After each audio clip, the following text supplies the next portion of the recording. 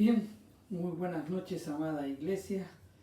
Damos gracias a Dios porque nuevamente hoy viernes estamos reunidos pues para aprender más de su palabra. Como todos los viernes tratamos pues el libro de Filipenses. Hoy vamos a tratar el capítulo 3, los versos del 12 al 16. Así que vamos a orar, siempre pidiendo la dirección del Señor.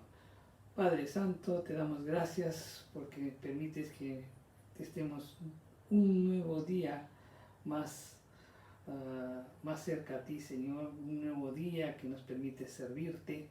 Un nuevo día que nos permites también aprender más de ti, Señor.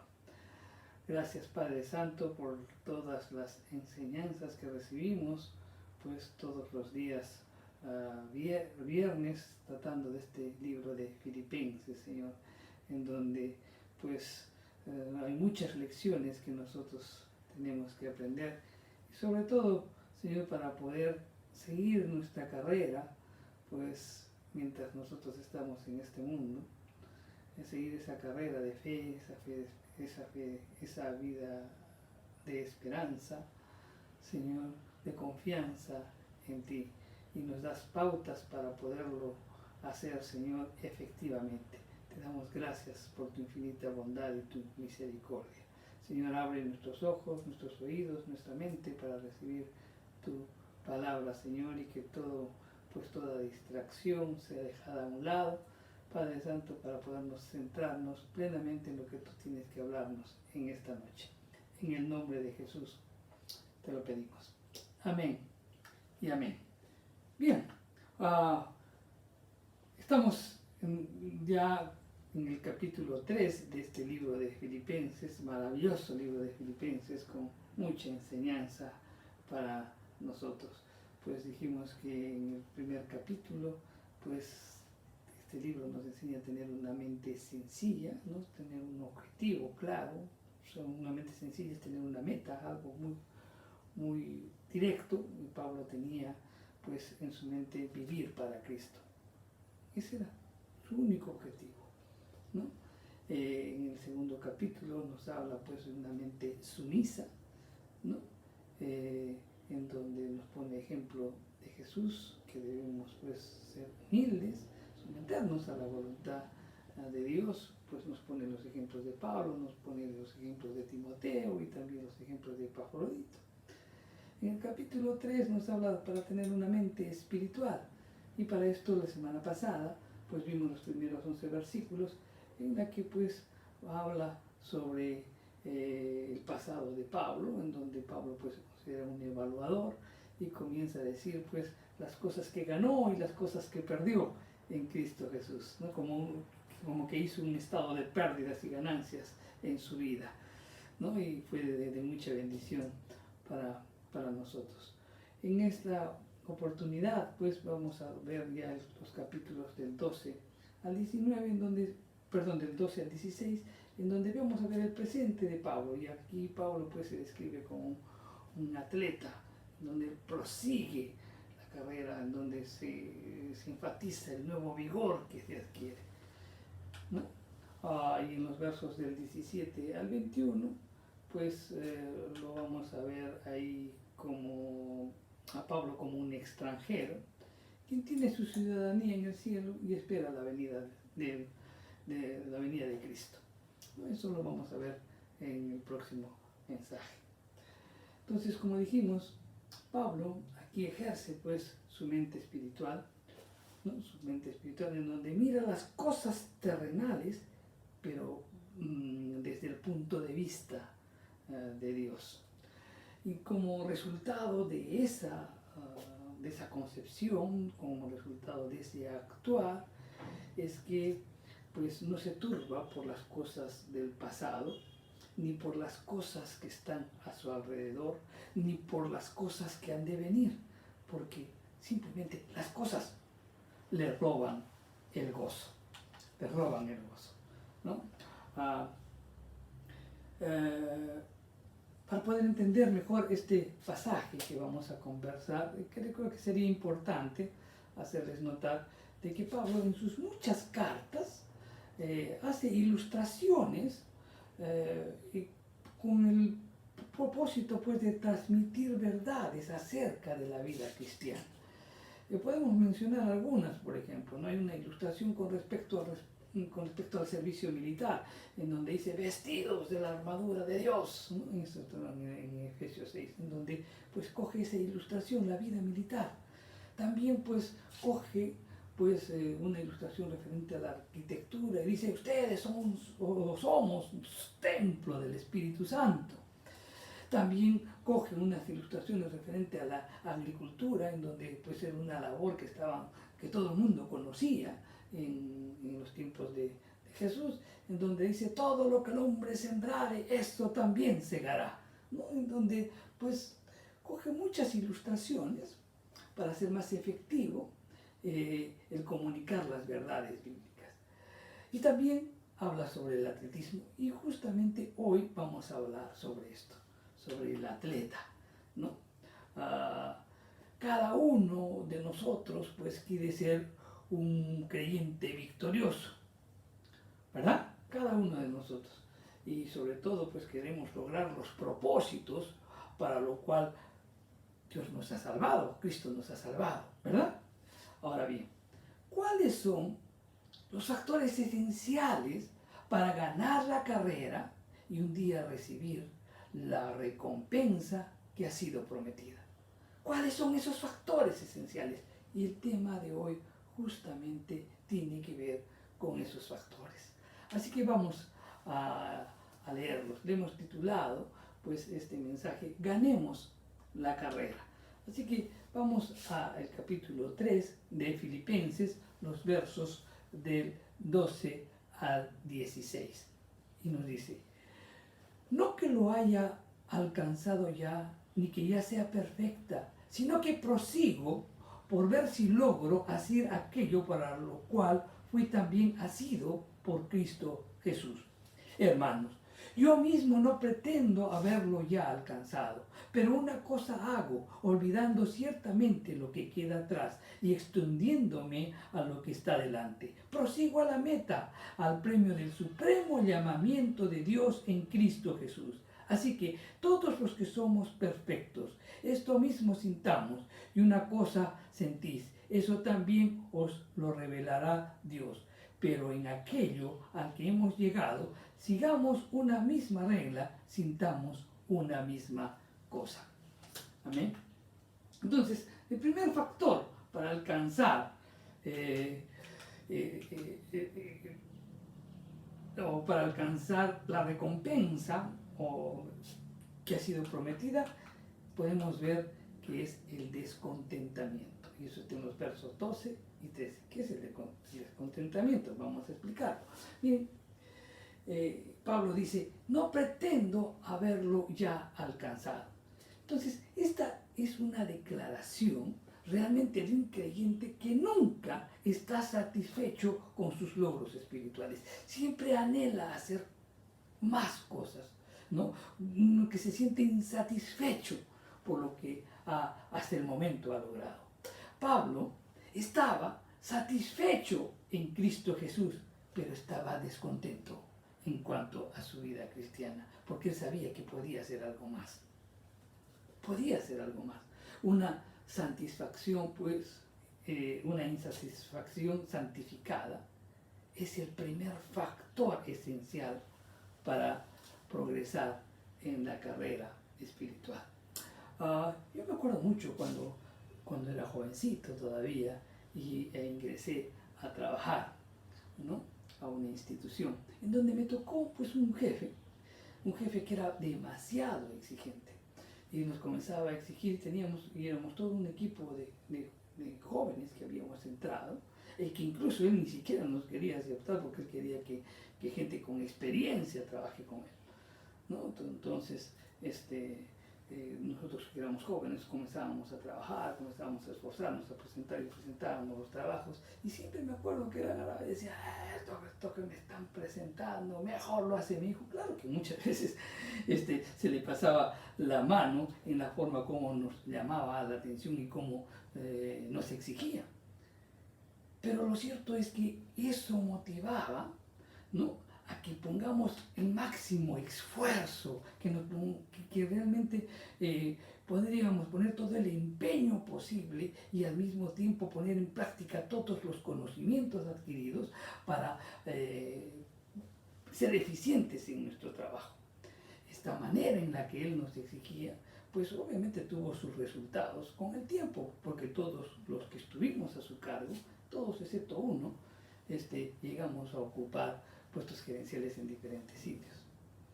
Entonces, el modo como uno se puede exigir permite pues que salga lo mejor de nosotros. Y es que muchos creyentes están satisfechos consigo mismos. ¿Por qué? Porque comparan su carrera cristiana con otros creyentes y generalmente con aquellos que no progresan mucho. Entonces, si este está así, yo estoy así, entonces estoy mejor, ¿verdad? Y entonces se comparan así, pero no nos damos cuenta o no escudriñamos las escrituras sobre lo que nos está diciendo aquí Pablo, porque Pablo, si se hubiera comparado, él hubiera estado tentado pues a de repente a enorgullecerse o tal vez para aflojar pues el paso en el que estaba desenvolviéndose, para aflojar pues en cuanto a su vida cristiana. Más aún si en las épocas de Pablo pues habían personas o creyentes que no habían tenido toda la experiencia ni las revelaciones que Pablo había tenido.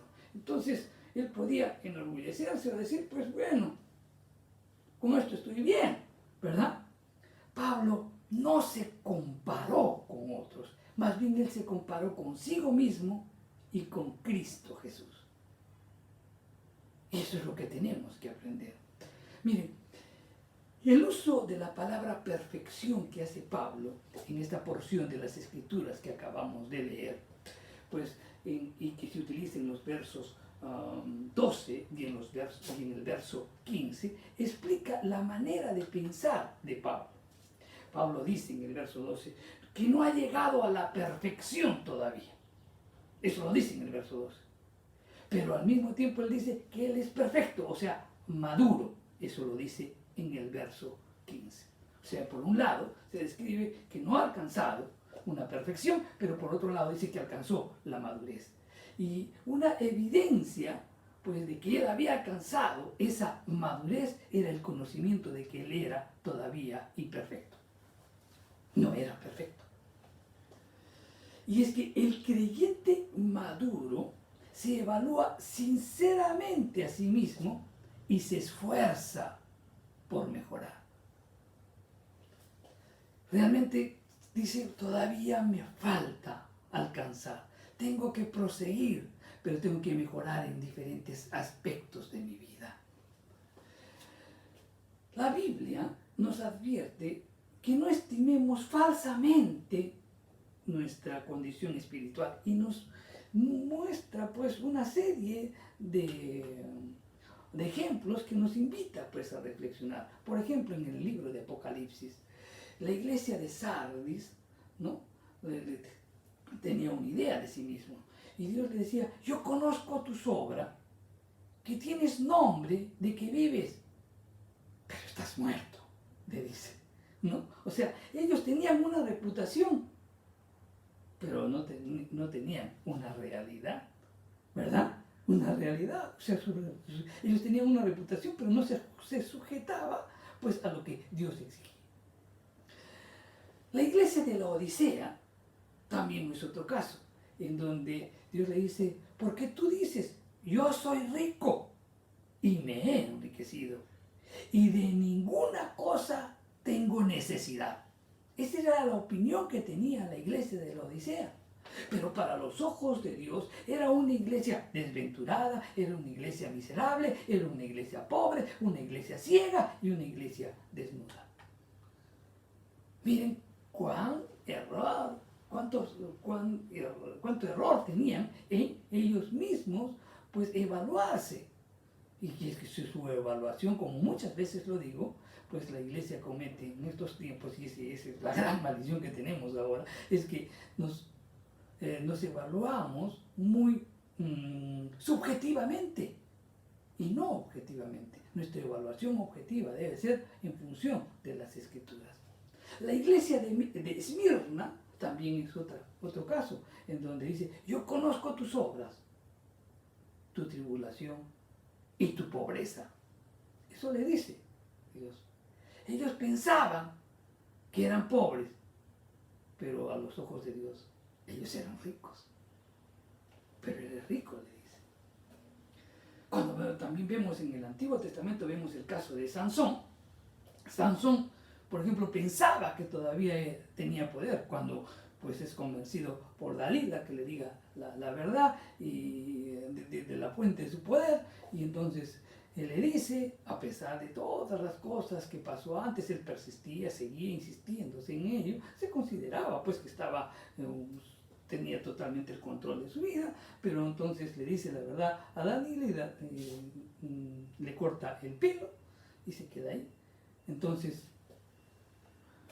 él cuando se despierta, él pensaba que todavía tenía el poder, pero la verdad es que ya lo había perdido. Y obviamente no se trata de la fuerza, sino que la unción del Espíritu ya no estaba en él. ¿No? Entonces, esto nos hace ver que en estos casos que acabamos de mencionar, es que en el autoanálisis puede ser muy peligroso para nosotros porque podemos errar o podemos caer en dos cosas, o podemos verlo de dos maneras diferentes. Uno, haciéndonos mejores de lo que somos, o la otra posibilidad es que nos hagamos peores de lo que realmente somos. Pablo no tenía conceptos ilusorios acerca de sí mismo. Él decía, yo tengo que proseguir la meta con el fin de lograr hacer aquello por lo cual fue asido por Cristo Jesús. En otras palabras, él tenía que lograr su máximo esfuerzo, a lo que fue aprendido, a lo que fue pues sujetado, ¿no? A lo que fue llamado, a lo que fue pues comisionado por Cristo Jesús. Él sabía que tenía que proseguir esa meta. Pero él pues decía, aún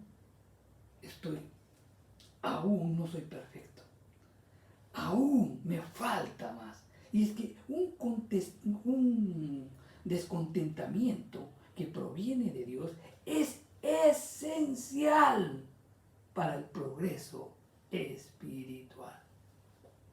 Porque si tú te sientes contento, feliz con lo que estás, no te vas a esforzar.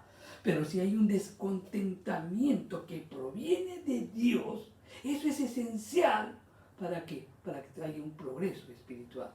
Recordemos lo que nos dice el Salmo 42, los versos 1 y 2. Dice, como el ciervo clama por las corrientes de las aguas, así clama por ti, oh Dios, el alma mía. Mi alma tiene sed de Dios, del Dios vivo. Pues ese tiene que ser nuestro actuar, nuestro pensar. Pues simplemente clamar, buscar de Dios. Sabemos, es tener una sed insaciable, buscando, pues anhelando hacer todas las cosas que Dios nos ha comisionado, pues para alcanzar la meta. Otro factor es la devoción. En el verso 13 dice, una cosa hago. Realmente cuando uno revisa las Escrituras, esta pues es una frase muy importante en la vida cristiana. Si no veamos, miren, una cosa te falta, ¿no? Le dijo Cristo al joven que se justificaba a sí mismo, ¿no? Le dijo, yo no fumo, no tomo, honro a mi padre, a mi madre, no robo, etcétera, etcétera. Todas las cosas son. Hay una cosa que te falta, le dice, depende de todas tus cosas. Una cosa te falta. Una cosa te falta. También, pues en el caso de Marta, ¿no? Cuando está con su hermana, le dice, una cosa es necesaria, le dice Jesús, le dice a su hermana, cuando pues le explicó que Marta estaba pues totalmente ocupada y ella pues le critica y le dice que su hermano no estaba haciendo nada, y Jesús le dice, una cosa es necesaria, solo una cosa. Cuando el ciego recobra la vista y se encuentra pues con todos los fariseos, él dice, una cosa sé. Este hombre exclamó pues cuando recibió la vista por el poder de Cristo. Cuando leemos los Salmos también dice, una cosa he demandado a Jehová, esa buscaré. Una sola cosa. Y es que muchos creyentes están envueltos en muchas cosas, cuando el secreto del progreso está en concentrarse en una. Miren, hay muchos que les gusta estar metidos en muchos ministerios. En el ministerio de evangelismo, en el ministerio de la escuela dominical, en el ministerio de alabanza, en el ministerio de la enseñanza, en el ministerio, etcétera, etcétera. Se quieren meter en muchas cosas.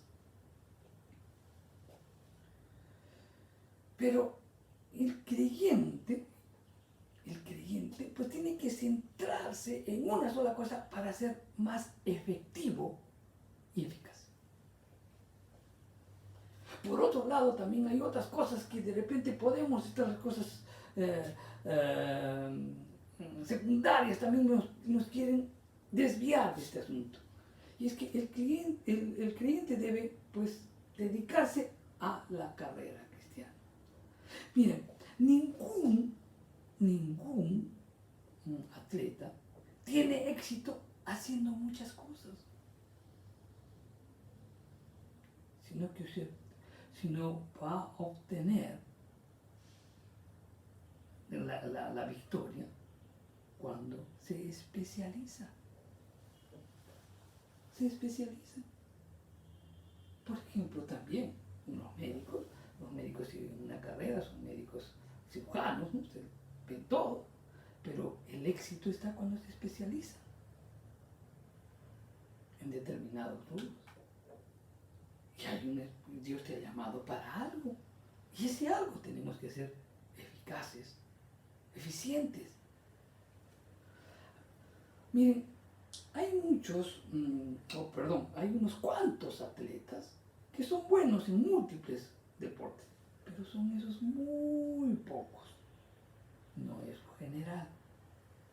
Los ganadores son aquellos que se concentran, fijándose en la meta y no dejan que absolutamente nada los distraiga. Están dedicados enteramente a su llamamiento. Entonces, pues en vez de estar queriendo hacer muchas cosas, haz para las cosas que Dios te ha llamado. Utiliza los dones que Dios te ha llamado. Sé eficiente, pues corre esa carrera, no esa carrera de la vida cristiana, utilizando los dones que Dios te ha dado. Y pues fijándote en el llamamiento, en la función que Dios te ha dado. Nehemías, por ejemplo, que fue el gobernador que edificó pues los muros de Jerusalén, él respondió, por ejemplo, yo hago una gran obra y no puedo ir, les dijo a quienes lo invitaron, pues a distraerse de su llamado. Y eso tiene que ser, eso es lo que tenemos que hacer. No decirle, mira, yo no puedo hacer esto porque yo estoy centrado en estas cosas. En Santiago 1:8 dice, el hombre de doble ánimo es inconstante en sus caminos. Y es que tantas cosas tienes que hacer, ¿no? Que en ninguno eres eficiente. Puedes cumplir con todos, pero no eres eficaz. La concentración es el secreto del poder. Mira, vamos a entenderlo mejor. Si hay un río que fluye, ¿no? Y ese río se desborda, todo lo que está alrededor se va a convertir en un pantano. Pero si a ese río se le construye una presa y lo vas controlando, obviamente se va a convertir en que en una fuente de poder. Eso es lo que tenemos que hacer. Centrarnos en donde podamos fluir en el poder del Espíritu Santo, en lo que nos ha capacitado, en la carrera que estamos realizando. Se trata entonces un asunto de valores y de prioridades, es decir, vivir para aquello que es lo que más importa. En este caso, vivir nuestra vida cristiana. Pero eso sí, centrémonos en lo que Dios nos ha llamado. Entonces, el otro factor nos hace ver la dirección que debemos tomar. Y esto está en el verso 13, en la parte B. Miren, la persona no salva es controlada por el pasado. Mas nosotros, el creyente, se esfuerza en la carrera, pero mirando hacia adelante. En Lucas 9:62 nos dice, y Jesús le dijo, ninguno que poniendo su mano en el arado mira atrás es apto para el reino de Dios. Vamos a leerlo nuevamente. Y Jesús le dijo, ninguno que poniendo su mano en el arado mira hacia atrás es apto para el reino de Dios. Miren, estamos acostumbrados a decir pasado, presente y futuro. Pero deberíamos ver pues el tiempo corriendo desde el futuro hacia el presente y después mirar el pasado. Nosotros como creyentes debemos dirigir nuestra vista hacia el futuro, olvidando, como dice Pablo, ¿no? Olvidando ciertamente lo que queda atrás. Ahora bien, tenemos que entender lo que significa olvidar en términos bíblicos. No significa, pues, fallar en recordar. No. Olvidar en los términos bíblicos. ¿Qué nos dice? ¿Qué implica? ¿Qué implica? Entonces, tenemos que conocer o entender eso. En primer lugar, tenemos que decir que ninguna persona puede olvidar lo sucedido. ¿Tú puedes olvidar? Yo no. Yo siempre me acuerdo de lo que yo he hecho, ¿verdad? Salvo aquellas personas, pues, que ya tienen, pues, tendencia senil, ¿no? A través de los años, o de repente algunos que han sufrido hipnosis, o de repente tienen males cerebrales, ellos sí no pueden recordar. Todos nos acordamos. Pero obviamente, pues muchos desearíamos borrar ciertos recuerdos malos, ¿verdad? Pero no lo podemos hacer. Siempre están ahí. Olvidar en la Biblia quiere decir no estar más influenciado o afectado por el pecado que hubiéramos cometido, por los errores que hemos cometido anteriormente. Es lo que nos está diciendo la Biblia bíblicamente en el término de olvidar. O sea, no estar más influenciado o afectado por las cosas que pudimos haber realizado. Cuando Dios promete, por ejemplo en Hebreos 10:17, y nunca más me acordaré de tus pecados y transgresiones, no está sugiriendo pues de que el Señor tenga una mala memoria cuando le conviene. No, porque Él se acuerda, ¿de acuerdo? Pero lo que está diciendo es, ya no tomaré en cuenta tus pecados, los cuales nunca más pueden afectar tu relación conmigo, ni influir en mi actitud hacia ellos. Eso es lo que nos está diciendo. Olvidar ciertamente lo que queda atrás no sugiere pues un esfuerzo mental, un esfuerzo psicológico para borrar los pecados y errores del pasado. No, quiere decir que rompemos el poder del pasado cuando vivimos en el futuro. No podemos cambiar el pasado, pero sí podemos cambiar su significado. Tenemos que estar centrados en el futuro.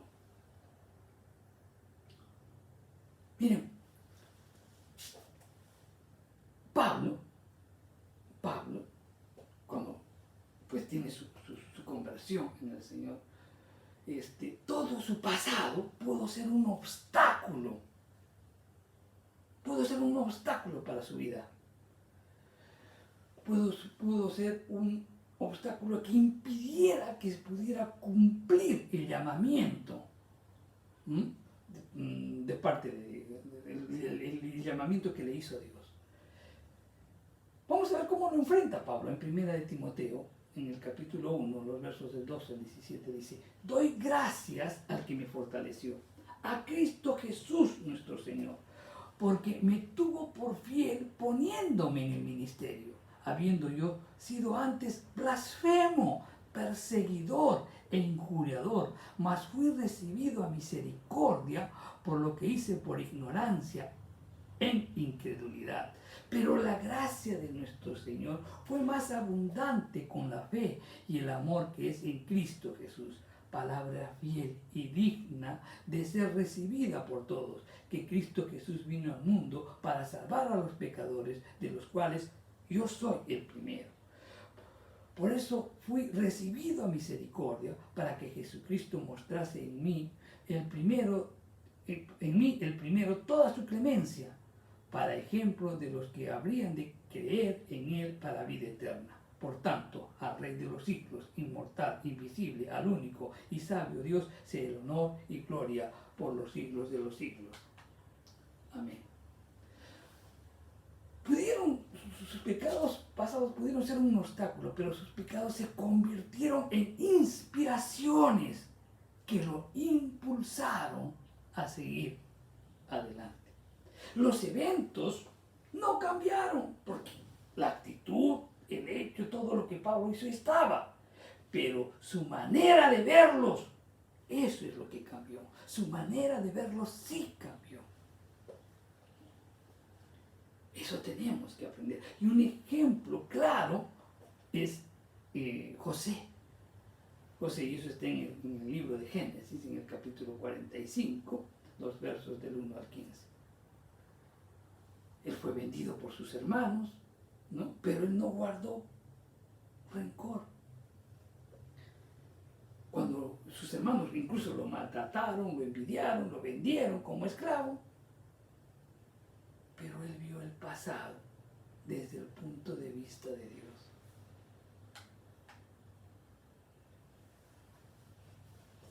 Ahí es lo que tenemos que aprender. Mira, todo lo que tú has vivido es por algo. No es para que te estés lamentando, sino que tienes que verlo desde el punto de vista de Dios. José sabía que Dios tenía un plan para su vida, una carrera que correr. Y el cumplimiento de ese plan estaba mirando hacia adelante, rompiendo el poder del pasado. ¿Te puedes imaginar si tú eres un conductor de un vehículo y si el retrovisor lo tuvieras muy grande? ¿Cómo conducirías? No podrías conducir. ¿Por qué? Porque todo el tiempo estarías mirando atrás y podrías sufrir un accidente. Todo el tiempo estarías mirando. Por eso es pequeño. Para que de ese modo tú puedas ver hacia atrás. Y eso es una gran lección. Pues las cosas de atrás hay que ver como lecciones, hay que ver desde el punto de vista de Dios para nuestra vida. Y seguir hacia adelante. Hay que romper con el pasado. Muchos creyentes pues están obstaculizados por los remordimientos del pasado. Están tratando de correr, pero mirando hacia atrás. Y mirando hacia atrás tropiezan. Y lo peor de todo es que estorban la carrera de otros, porque se caen y otros también caen. Ahora bien, hay muchos que tropiezan porque andan mirando sus errores del pasado, pero también hay otros, ¿no?, que se distraen recordando pues los éxitos del pasado. No los fracasos, sino los éxitos. Y eso es tan malo como lo otro. Viven, oh, es que en otro tiempo yo era un gerente, yo ganaba tal, yo hacía esto, y todo el tiempo se andan lamentando y no miran hacia adelante, no toman decisiones para adelante, no enfrentan la carrera hacia adelante. Lo que queda atrás debe ser puesto a un lado. Y lo que está delante, eso es lo que tiene que tomar su lugar. Eso, practiquemos, hagamos. Todos hemos cometido muchos errores en nuestra vida, pero miremos hacia adelante lo que Dios tiene para nosotros. Mira toda esa experiencia que Dios te ha permitido tener para que tú puedas seguir esta carrera alcanzando la meta que Dios ya te ha fijado, ¿verdad? Una meta que ya todos tenemos que alcanzar. Ahora bien, es posible que de repente tú puedas tener un descontentamiento y digas, sí, me falta mucho, tengo que mejorar en muchas áreas de la vida. Que tú tengas devoción, ¿sabes qué? Tengo que centrarme solo en estas cosas para lo que Dios me ha llamado. Tengo que tener dirección, ya no voy a mirar el pasado, voy a mirar hacia adelante. Tal vez tengas esos factores muy claros en tu vida, pero aún así tú puedes perder la carrera y puedes perder la recompensa, porque hay un cuarto factor, y ese factor es esencial. ¿Y cuál es ese? La determinación. Pablo decía, prosigo, ¿no? Este verbo en los griegos lo utilizaban, pues, para describir al cazador que ansiosamente buscaba su presa. Entonces, este verbo implica pues un esfuerzo intenso. Hay una determinación, ¿no? Él decía, prosigo. Nada va a impedir que yo siga hacia adelante. ¿Sabes? Un hombre no se convierte en triunfador escuchando discursos, viendo películas, leyendo libros, ni cantando, ni animando a gritos pues al equipo. Se convierte en triunfador cuando entra al juego con la determinación de ganarlo. El mismo celo que Pablo empleó cuando persiguió a la iglesia, pues lo exhibió para servir a Cristo. Es esa misma pasión con la cual pues nosotros hemos cometido demasiados errores, en donde pues nos hemos centrado y hemos persistido, y de repente, incluso sabiendo que estaba mal, lo hemos hecho y nos hemos esforzado de repente en poder realizar este tipo de acciones. Pues ese mismo empeño, esa misma determinación, ese mismo empuje, pues tienes que ponerlo pues al servicio de Dios cuando Él te ha llamado. Ese mismo énfasis, por ejemplo, con el cual tú ponías para divertirte, bailar, regocijarte en las discotecas y todo lo demás, ¿por qué no lo pones? Ese mismo énfasis cuando alabas, cantas y te regocijas en el Señor. Hay muchas actividades que realiza el hombre: fútbol, vóley, baloncesto, etcétera, etcétera. Pero sería maravilloso que los creyentes pues pusieran esa misma determinación en su vida espiritual cuando practican, igual que cuando practican esos juegos, ¿verdad? Miren, en este esfuerzo, ¿no?, en esta determinación que debemos tomar para seguir adelante, podemos caer en dos extremos. Uno, yo debo hacerlo todo. Y obviamente estamos describiendo a una persona que depende de sus esfuerzos propios.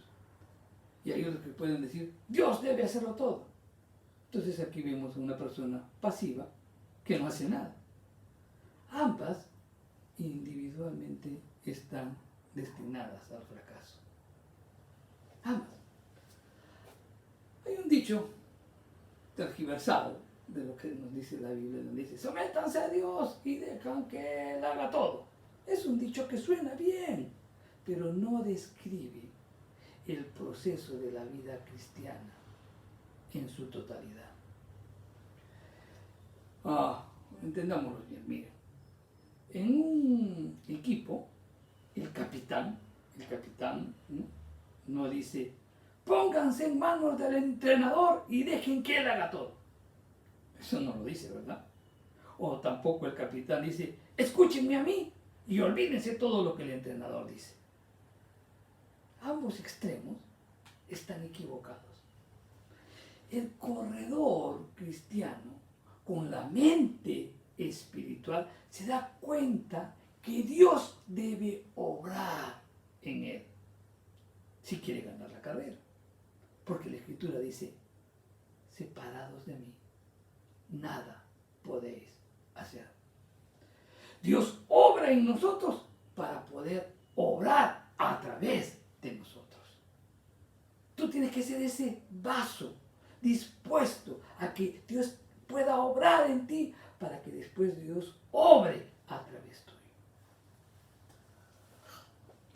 Cuando nosotros nos dedicamos a la vida espiritual, Dios nos lleva a la madurez y nos fortalece para la carrera.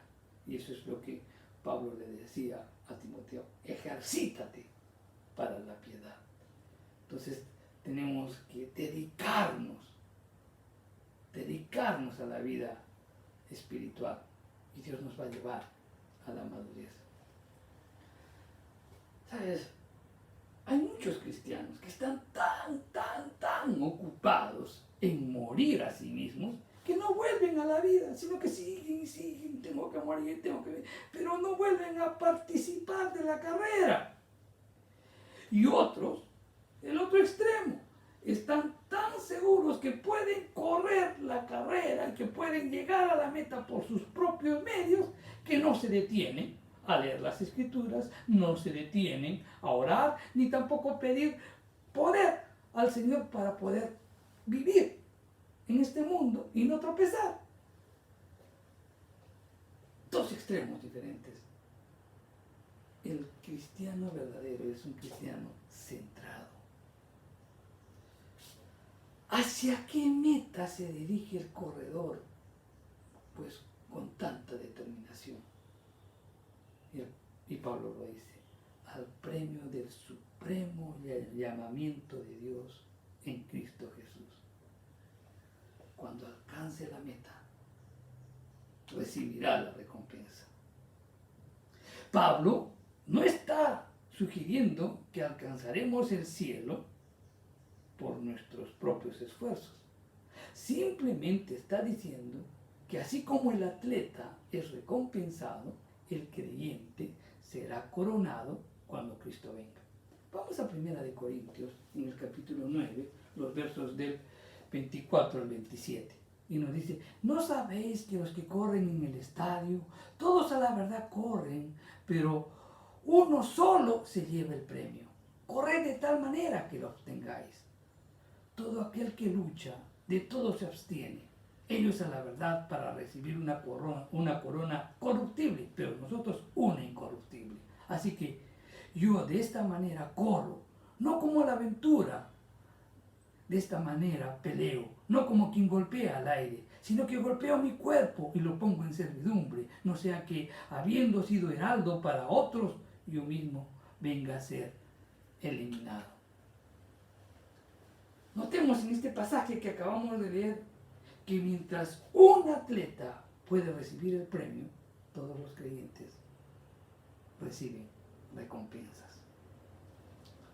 Ahora bien, la corona de los Juegos Olímpicos se marchitaba porque era una de flores, ¿no? Una corona de flores, de hojas. Pero la corona que Cristo nos va a dar es inmarcesible, incorruptible. Nunca se va a desgastar, se va a deteriorar. Miren, lo importante para nosotros es que alcancemos la meta que Él nos ha puesto. Mira, no importa cuán exitosos podemos ser ante los ojos de los hombres, no obtendremos recompensa a menos que estemos asidos de aquello por el cual fuimos asidos por Cristo Jesús. No obtendremos recompensa a menos que no estemos, a menos que no nos esforcemos, a menos que no hagamos todo aquello para lo cual Dios en Cristo Jesús nos ha preparado. Recordemos eso. Y el quinto factor también para correr esta carrera es la disciplina. No es suficiente pues correr con esmero y ganar la carrera.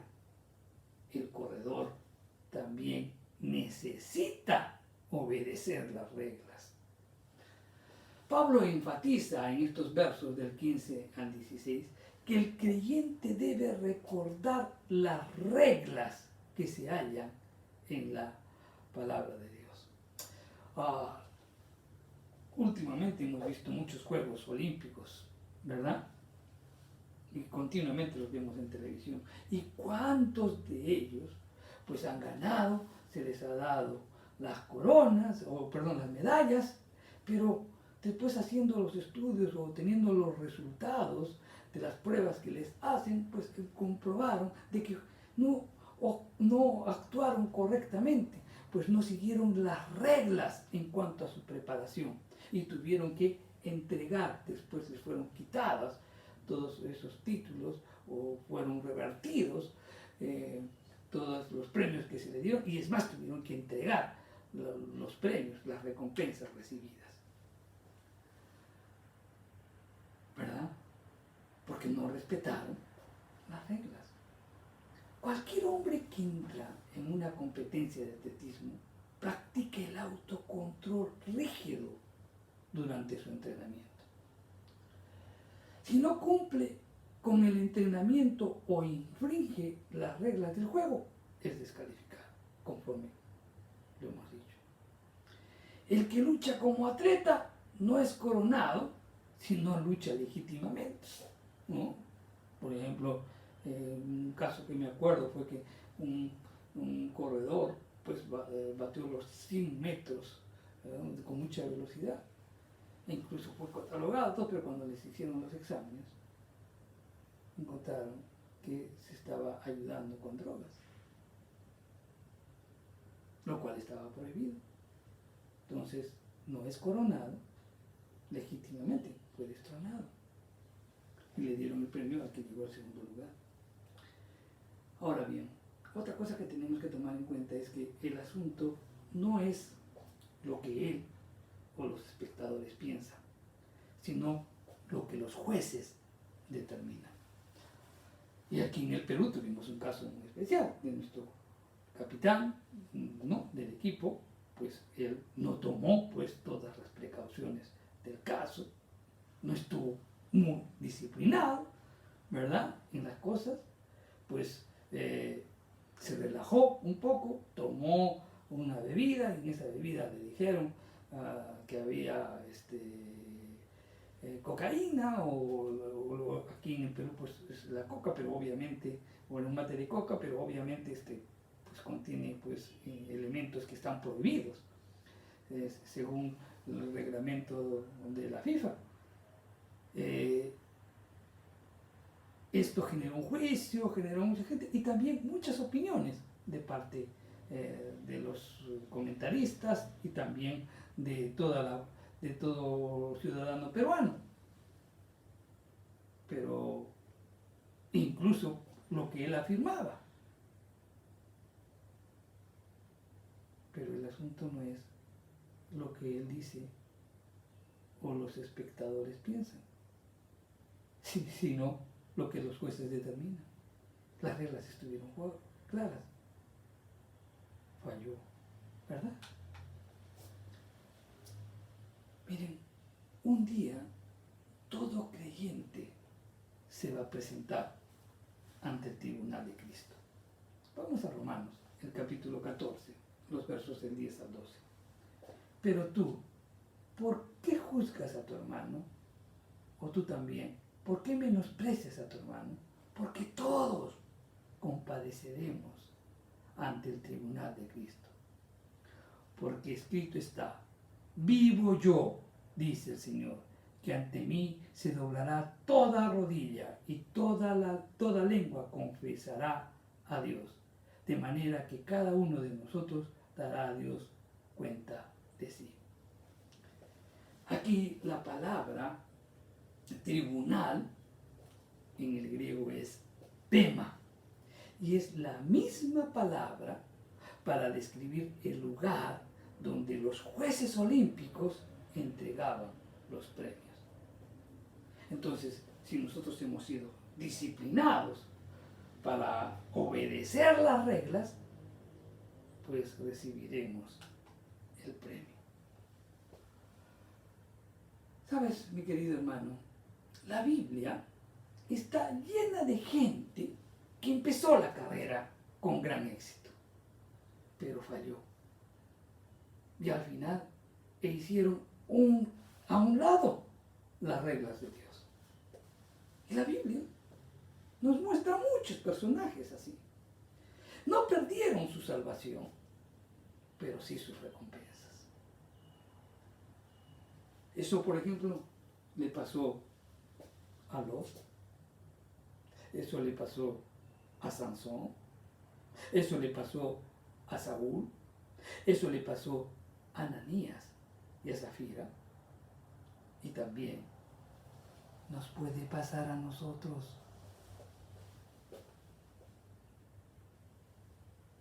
Analicemos y tengamos cuidado de eso. ¿Sabes? Es una experiencia emocionante correr la carrera diariamente, pero puestos los ojos en Jesús.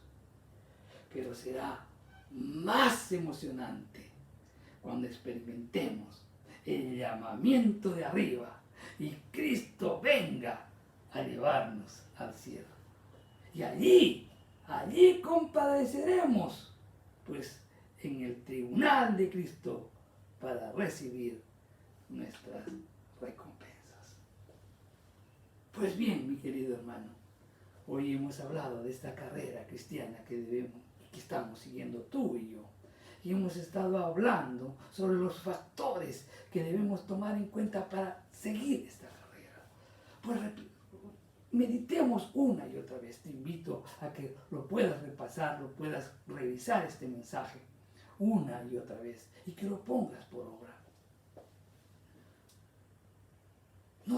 No tengamos contentamiento con lo que realmente el esfuerzo que estás realizando, pues creo que tú puedes dar más. Tú puedes dar más. Al mismo tiempo también, pues no te dediques a hacer muchas cosas. El poder se concentra cuando haces una. Ten dirección, no mirando hacia el pasado, mirando hacia el futuro. Ten una determinación de seguir hacia adelante. Pase lo que pase, sigue hacia adelante. Y también, mi querido hermano, pues ten disciplina. Disciplina.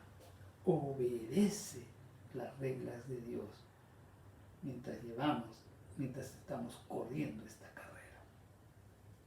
Vamos a orar.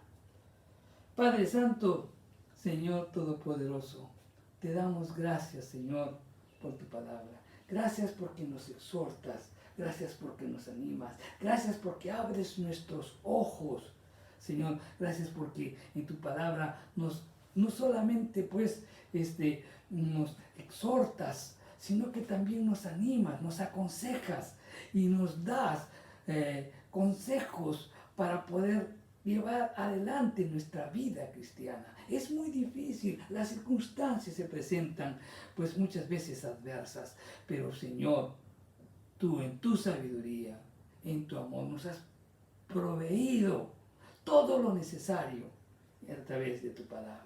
Hoy hemos aprendido, Señor, que mientras estamos corriendo, pues debemos esforzarnos. Señor, no tenemos que contentarnos con el pequeño esfuerzo que hacemos. Yo creo que podemos dar más, Señor. Tenemos que esforzarnos a seguir hacia adelante. Señor, también, pues, muy claramente nos has hablado de que una cosa es lo que tenemos que hacer. Una sola cosa. Centrarnos en una sola cosa. Cuando nos centramos en una sola cosa, se decide el poder. Tenemos que centrarnos en correr esta carrera.